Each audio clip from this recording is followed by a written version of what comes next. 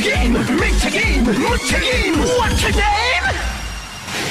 I'm a Kamen Rider. What's up, everybody? It's the Quarter Guy. Sorry for not posting one of these last weekend. It was a well, I need to be more consistent with these so that YouTube's algorithm doesn't screw me over even further. Also, screw the YouTube algorithm. So I really can't cover the topic I was going to cover last week because it's gotten older now and everyone's talked about it by now, but instead, I really don't have much to cover besides that, except for, well, I've got some updates. First off, my review of Castlevania Lords of Shadow will be premiering on Twitch on Tuesday at 7 p.m. Central Time. And it will be posted on YouTube the following day, October 31st, Halloween night. So, look forward to that. And my countdown for November is going to be the ranking the Robot Masters of Mega Man 11. As a lot of you probably know, I did my Let's Play of Mega Man 11 early in October because I was so excited for the game's release. So I'm gonna so instead of like doing a full-on remake of my top 10 favorite Robot Masters, I'm going to rank the Robot Masters of Mega Man 11 from worst to best. So look forward to that.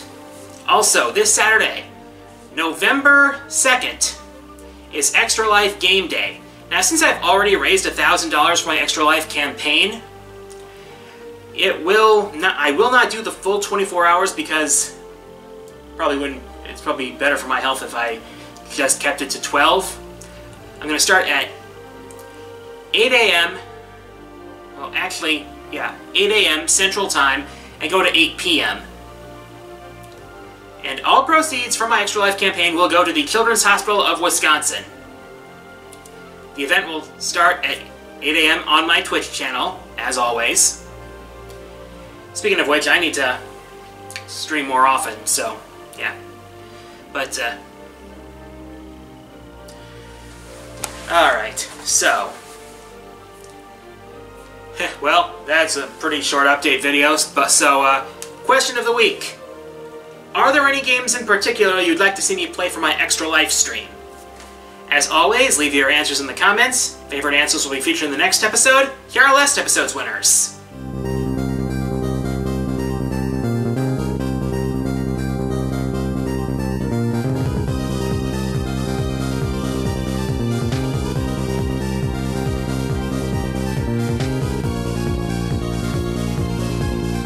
And with that, time for the Fourth Wall Mailbag.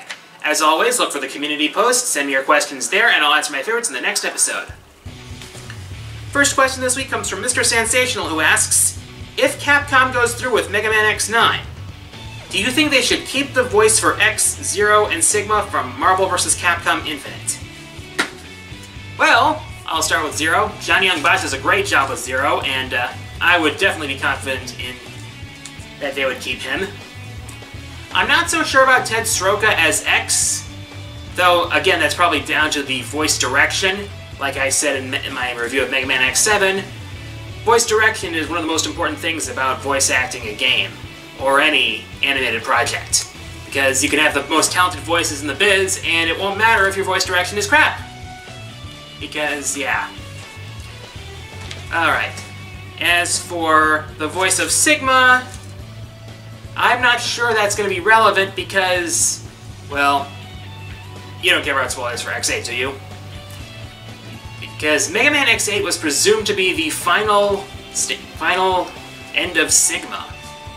Meaning that if they bring him back, it would probably be one hell of an asspull.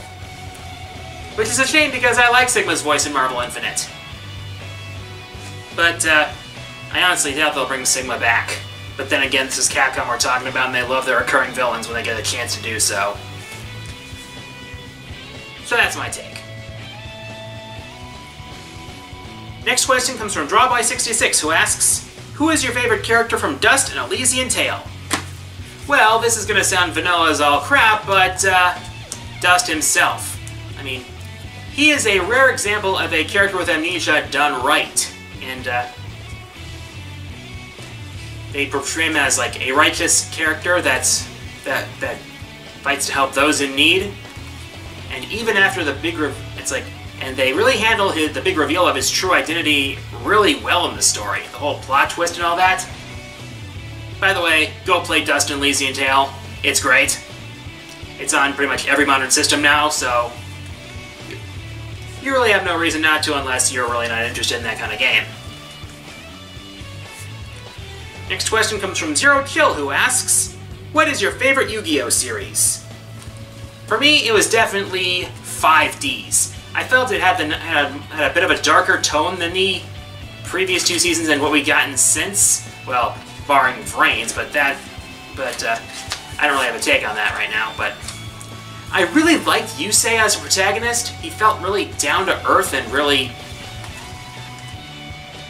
he was just a really cool protagonist. And it's like, the characters were... I really like the characters too, for the most part. Keyword being for the most part. But yeah, 5Ds is my favorite Yu-Gi-Oh series.